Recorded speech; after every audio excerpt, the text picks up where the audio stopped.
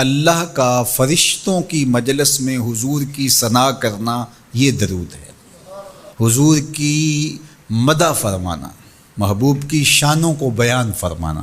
یہ صحیح بخاری میں صلاۃ کا ترجمہ حضرت ابو العالیہ رضی اللہ تعالی عنہ سے کیا گیا ہے۔ تو پھر درود کا مفہوم بہت وسیع ہے، حضور کی مدح و توصیف، حضور کے حسن کا بیان، حضور کے خصائل کا عنوان، آقا کریم کے شمائل کا تذکرہ، حضور علیہ السلام کے فضائل کی باتیں، حضور کی عظمتوں کا عنوان، یہ سب کچھ درود کے زمرے میں آتا ہے۔ اور پھر ساتھ صیغہ بھی درود کا ہو اور اس میں شانیں بھی حضور کی ہوں، جس طرح درود تاج میں ہے، تو اس میں حضور پر درود بھی بھیجا گیا اور ساتھ حضور کی عظمتوں کو بھی بیان کیا گیا۔ تو یہ ایک خوبصورت گلدستہ بن گیا۔ درود شریف کے جو مفاہیم بیان کیے گئے ہیں، ان سب مفاہیم کو یہ اپنے جلو میں لیے ہوئے ہے یہ درود۔ تو کثرت کے ساتھ حضور علیہ السلام پر درود پڑھنے کی تلقین فرمائی گئی۔ حضرت ابی بن کعب رضی اللہ تعالیٰ عنہ فرماتے ہیں کہ آقا کریم نے ترغیب دی درود شریف پڑھنے کی، باقی امور اور عبادت، ذکر فکر، تو میں نے عرض کی، ارشاد فرمائے کہ میں آپ پر کس مقدار میں درود پڑھوں، کتنا وقت، کتنا درود پڑھوں؟ تو آقا کریم نے فرمایا ما شئت، جتنا تم چاہو۔ فرماتے ہیں میں نے کہا میں چوتھا حصہ درود پڑھوں گا، باقی 3 حصے دیگر عبادات اور دیگر وظائف اذکار بجا لاؤں گا۔ فرمایا جس طرح تم چاہو، جو تمہاری مرضی، لیکن اگر درود کی مقدار کو بڑھا دو تو تمہارے لیے بہتر ہوگا۔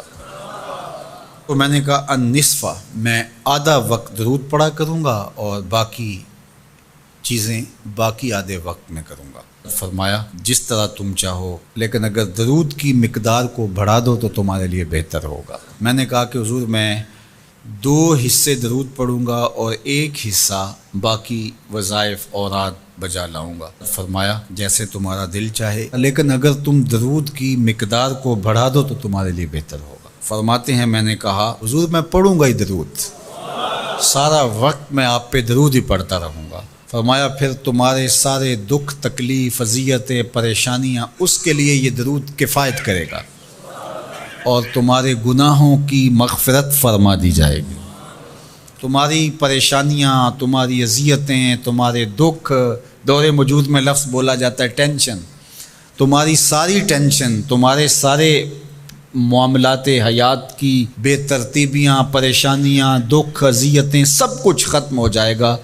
درود سب دردوں کا مداوع ہو جائے گا، سب دکھوں کا علاج ہو جائے گا، سب پریشانیوں کا حل ہوگا، سب مصیبتوں کا مداوع بن جائے گا، اور ساتھ ساتھ تمہارے گناہ بھی بخش دیے جائیں گے۔ تو درود جتنی کثرت کے ساتھ پڑھا جائے اللہ کی اتنی ہی رحمتیں نازل ہوتی ہیں۔ تو باقی وظیفے، باقی اوراد وہ بھی فضل و شرف والے ہیں، لیکن حضور نے فرمایا کہ پھر تمہارے لیے ایک درود ہی کافی ہو جائے گا۔ اللہ اکبر۔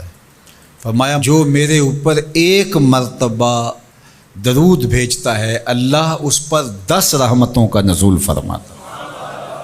اور ایک حدیث میں آیا جو 1 مرتبہ میرے اوپر درود بھیجتا ہے اللہ اس کے 10 گناہ معاف کرتا ہے، 10 درجے بلند کرتا ہے اور 10 رحمتوں کا نزول فرماتا ہے۔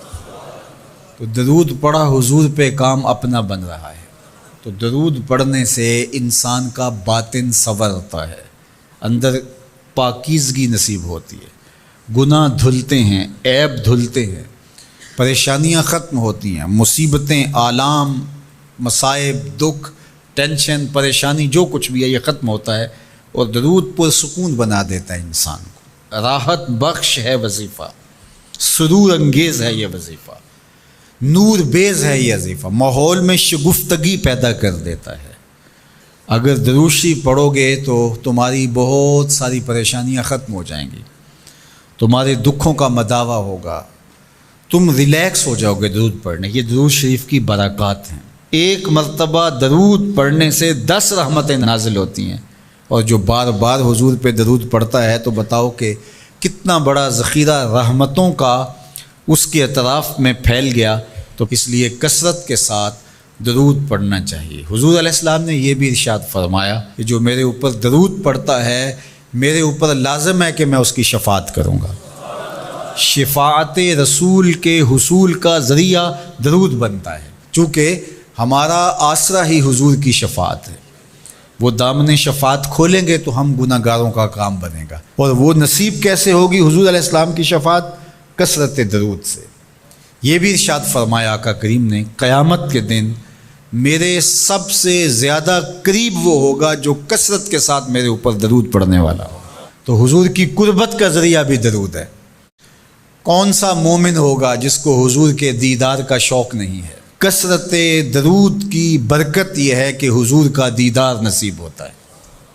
حضور کا دیدار نصیب ہو جائے تو بتاؤ اور کیا چاہیے۔